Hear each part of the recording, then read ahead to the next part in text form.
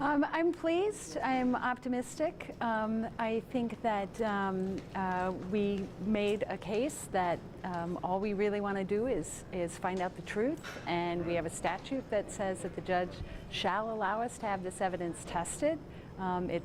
We argue that it's materially relevant. We think it'll reveal who the real killer was, and that's really what we want, is justice in this case. And so we're hopeful.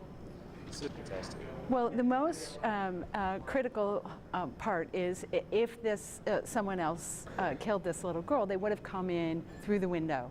And there's cuts in the screen on the window right above the latches where someone would have put their fingers so that they would have been able to come into the room. And there's a fingerprint right there on the window. So if somebody came into that room, that's where they came in. So that evidence, I think, is absolutely relevant to whether or not there was a perpetrator. The fact that other people may have been in the room at some time and left fingerprints before doesn't diminish that.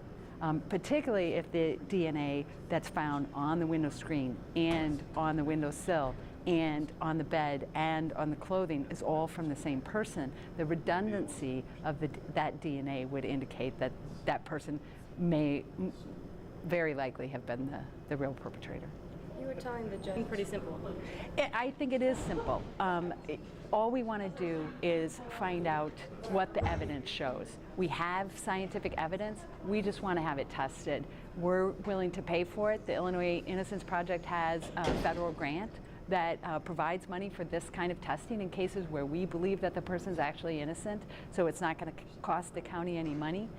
It makes sense to test what we have. We have new scientific methods that weren't available when this trial originally occurred, and since we have them available today, it just seems to make sense to get all the evidence out there, have it be tested, so that we can find the truth. So what is deciding, but if you could tell me.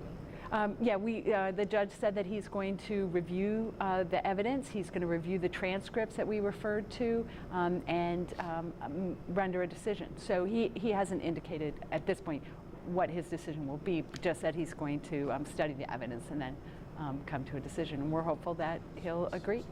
So is there a date at this point, in 2 weeks or anything? We have 2 weeks to get him all of the relevant information that we talked about today, and then he said after we get that to him, he'll review it and then render a verdict or a decision. Okay, just letters that you get. Well, we review them very carefully, and we do have limited resources. We're mostly funded by grants. That's the majority of our funding, so unfortunately we can't take on as many cases as we'd like to. In this case, we absolutely believe that Bart McNeil is innocent. We don't think that he committed this crime. He's served 15 years in prison for this crime that we believe he didn't commit, and we're committed to trying to help him.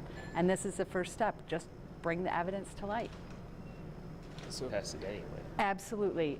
The testing that they did initially, they tested the bed sheet, they tested the clothing with the limited ability that they had. They lifted the latent fingerprint, they looked at the window screen. So all of these items are things that they took into evidence, that they considered important, that the police did, and the state had tested. The only problem was they only had limited amounts of testing available. Now we have better technology where we can discern more information. So if they were tested today, they would have taken in the same evidence and they would have submitted them to these tests, only they would have submitted them to the full range of tests that we have available today.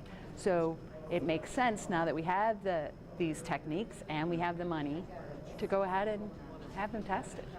Just for clarity, asking for that's new now. The state had previously agreed to have the blood stains on the bed sheet and the pillowcase to have those tested for DNA. Today, they also agreed to have the stains that are on the t-shirt that the victim was wearing and the underpants that she was wearing as well.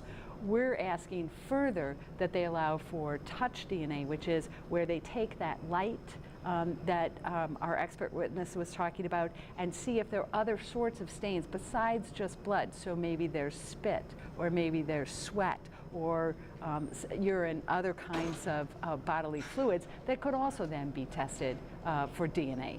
So it's just one more step. I honestly do not understand why the state wouldn't agree to that kind of examination as well. And then also the window screen and the latent fingerprint are the two other items that they have not agreed to. Yes, the state's attorney did make that assertion. I just don't believe it. I think that the innocence claims that people are making now aren't going to speed up based on the ruling of this particular motion.